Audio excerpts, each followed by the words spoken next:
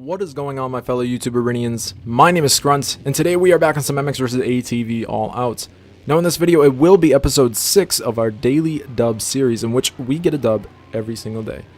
Now in this video, I really wanted to discuss why the 250 quad is actually a very, very good bike, and one of the best bikes I have ever used on Nationals, Open Cross, and also Waypoints. So if you do enjoy the video and find it useful, make sure you drop a like, and also remember to subscribe to the channel if you'd like to see more MX vs ATV content.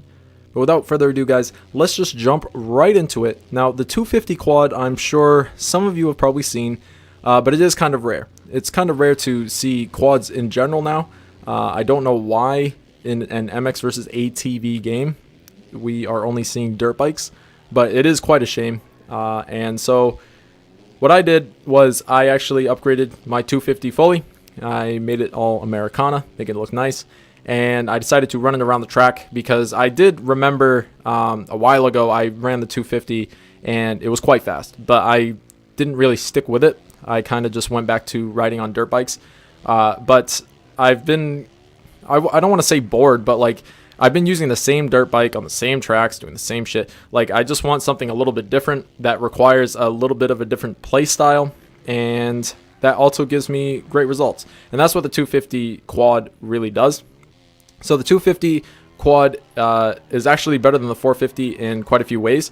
It doesn't really lack in any power, as you might think. So comparing a 250 to a 450, you might think that the power and acceleration are going to be quite different, that the 450 is obviously going to be better.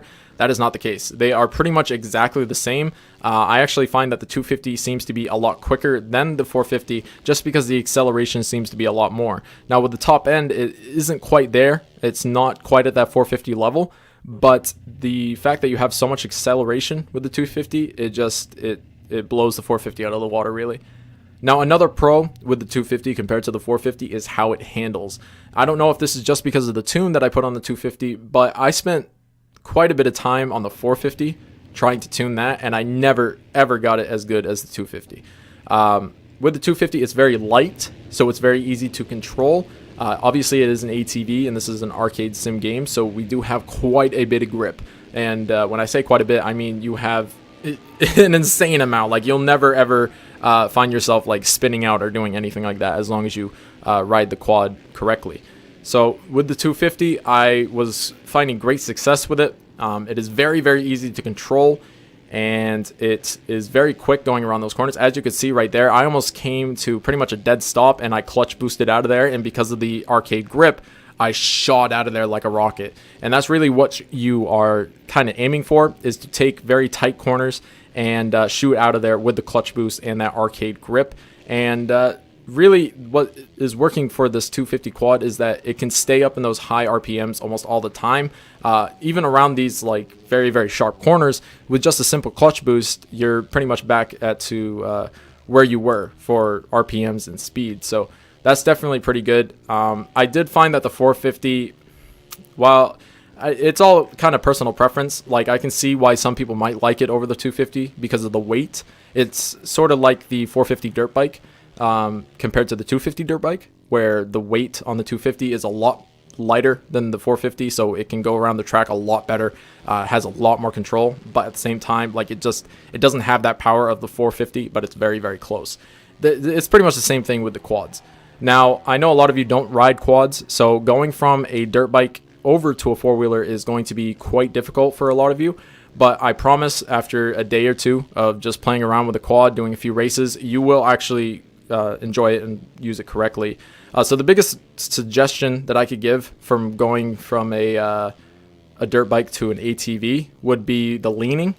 With dirt bikes, you actually have to lean quite a bit, but with ATVs, it is pretty much the exact opposite.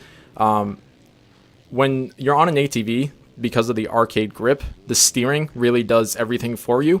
So when you are going around a corner, if you do need like a little extra angle or whatever, or you just want to get around it a bit sharper, that's when you actually do lean. But for the most part, you're pretty much just going to be going around these corners using just the left stick. So you're not going to be really leaning too much. And when you do lean, you just want to tap on the lean. You don't want to hold it.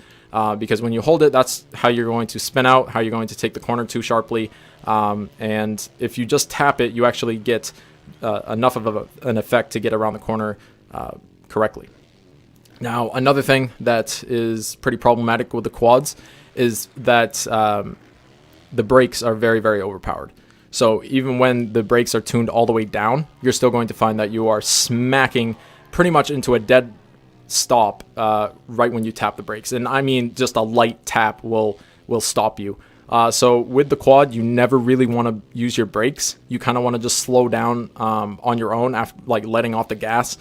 I find that a lot more successful than using the brakes, because the brakes will mess you up a lot of the times. I like to take really, really tight corners, and when I use the brakes on the quad, it makes it too tight a lot of the times, because I am used to that dirt bike riding, the dirt bike lean and all that stuff. So it is kind of challenging going from a dirt bike to a four-wheeler. It's just a lot of the things that you are so used to, you're not going to have to do. And I find it easier to ride a quad now, just because I've gotten used to it.